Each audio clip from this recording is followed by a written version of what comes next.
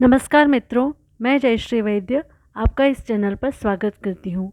आपके लिए लेकर आई हूँ श्री साई सच्चरित्र पठन। श्री साई सच्चरित्र अध्याय 1। पुरातन पद्धति के अनुसार श्री हेमांड पंत श्री साई सच्चरित्र का आरंभ वंदना द्वारा करते हैं। प्रथम श्री गणेश को साष्टांग नमन करते हैं, जो कार्य को निर्विघ्न समाप्त कर उसको यशस्वी बनाते हैं, और कहते हैं कि श्री साई ही गणपति हैं। फिर भगवती सरस्वती को, जिन्होंने काव्य रचने की प्रेरणा दी, और कहते हैं कि श्री साई भगवती से भिन्न नहीं है, जो कि स्वयं ही अपना जीवन संगीत बयान कर रहे हैं। फिर ब्रह्मा, विष्णु और महेश को, जो क्रमशः उत्पत्ति, स्थिति और संहार करता है, और कहते हैं कि श्री साई और वे अभिन्न हैं, वे स्वयं ही गुरु बनकर भवसागर से पार उतार देंगे। फिर अपने कुल देवता श्री नारायण आदिनाथ की वंदना करते हैं, जो कि कोंकण में प्रकट हुए। कोंकण की वह भूमि है जिसे श्री परशुराम जी ने समुद्र से निकालकर स्थापित किया था। तत्पश्चात वे अपने कुल के आदि पुरुषों को नमन करते हैं। फिर श्री भारद्वाज मुनि को, जिनके गोत्र में उनका जन्म हुआ। पश्चात उन ऋषियों को, जैसे याज्ञवल्क्य, भृगु, पाराशर, नारद, वेदव्यास, सनक, सनंदन, सनत कुमार, शुक, शौनक, विश्वामित्र, वशिष्ठ, वामदेव, जैमिनी, वैशंपायन, नवयोगींद्र इत्यादि, तथा आधुनिक संत जैसे निवृत्ति, ज्ञानदेव, सोपान, मुक्ताबाई, जनार्दन, एकनाथ, नामदेव, तुकाराम, कान्हा, नरहरि आदि को नमन करते हैं। फिर अपने पितामह सदाशिव, पिता रघुनाथ और माता को, जो उनके बचपन में ही गत हो गई थी। फिर अपनी चाची को, जिन्होंने उनका भरण पोषण किया, और अपने प्रिय ज्येष्ठ भ्राता को नमन करते हैं। फिर पाठकों को नमन करते हैं, जिनसे उनकी प्रार्थना है कि वे एकाग्र चित्त होकर कथामृत का पान करें। अंत में श्री सच्चिदानंद सद्गुरु श्री साईनाथ महाराज को, जो कि श्री दत्तात्रेय के अवतार और उनके आश्रयदाता हैं, और जो ब्रह्म सत्यम जगन मिथ्या का बोध कराकर समस्त प्राणियों में एक ही ब्रह्म की व्याप्ति की अनुभूति कराते हैं। सर्वश्री पाराशर, व्यास और शांडिल्य आदि के समान भक्ति के प्रकारों का संक्षेप में वर्णन कर अब ग्रंथकार महोदय निम्नलिखित कथा प्रारंभ करते हैं। गेहूं पीसने की कथा। सन 1910 में मैं एक दिन प्रातःकाल श्री साई बाबा के दर्शनार्थ मस्जिद में गया। वहाँ का विचित्र दृश्य देख मेरे आश्चर्य का ठिकाना न रहा कि साई बाबा मुंह हाथ धोने के पश्चात चक्की पीसने की तैयारी करने लगे। उन्होंने फर्श पर एक टाट का टुकड़ा बिछा उस पर हाथ से पीसने वाली चक्की रखी। उन्होंने कुछ गेहूं डालकर पीसना आरंभ कर दिया। मैं सोचने लगा कि बाबा के चक्की पीसने से क्या लाभ है। उनके पास तो कोई है भी नहीं, और वे अपना निर्वाह भी भिक्षावृत्ति द्वारा ही करते हैं। इस घटना के समय वहां उपस्थित अन्य व्यक्तियों की भी ऐसी ही धारणा थी, परंतु उनसे पूछने का साहस किसे था।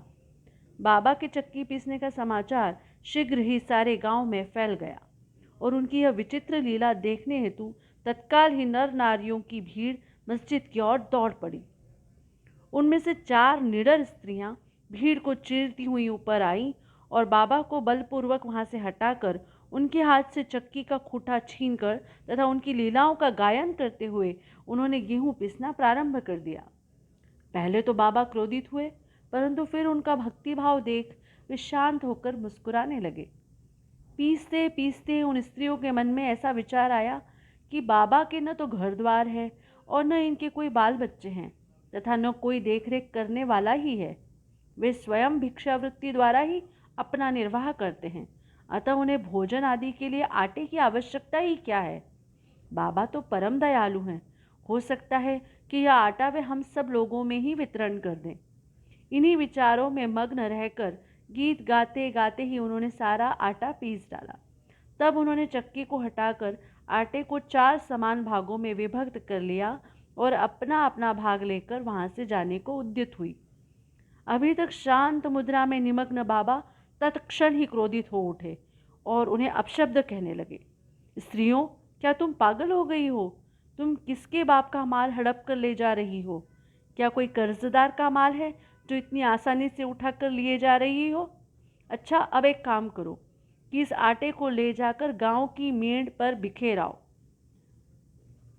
मैंने शिरडी वासियों से प्रश्न किया कि जो कुछ बाबा ने अभी किया है उसका यथार्थ में क्या तात्पर्य है। उन्होंने मुझे बतलाया कि गांव में विषुची का हैजा का जोरों से प्रकोप है और उसके निवारणार्थ ही बाबा का यह उपचार है। अभी जो कुछ आपने भी इससे देखा वह गेहूं नहीं वरन विषुचिका थी जो पीस कर नष्ट कर दी गई। इस घटना के पश्चात सचमुच विषुचिका की संक्रामकता शांत हो गई और ग्रामवासी सुखी हो गए। यह जानकर मेरी प्रसन्नता का पारावार न रहा। मेरा कौतूहल जागृत हो गया। मैं स्वयं से प्रश्न करने लगा कि आटे और विषुचिका रोग का भौतिक तथा पारस्परिक क्या संबंध है, इसका सूत्र कैसे ज्ञात हो। घटना बुद्धिगम्य सी प्रतीत नहीं होती। अपने हृदय की संतुष्टि के हेतु इस मधुर लीला का मुझे 4 शब्दों में महत्व अवश्य प्रकट करना चाहिए। लीला पर चिंतन करते हुए मेरा हृदय प्रफुल्लित हो उठा और इस प्रकार बाबा का जीवन चरित्र लिखने के लिए मुझे प्रेरणा मिली।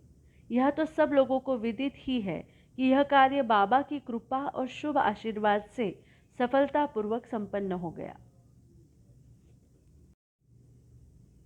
आटा पीसने का तात्पर्य।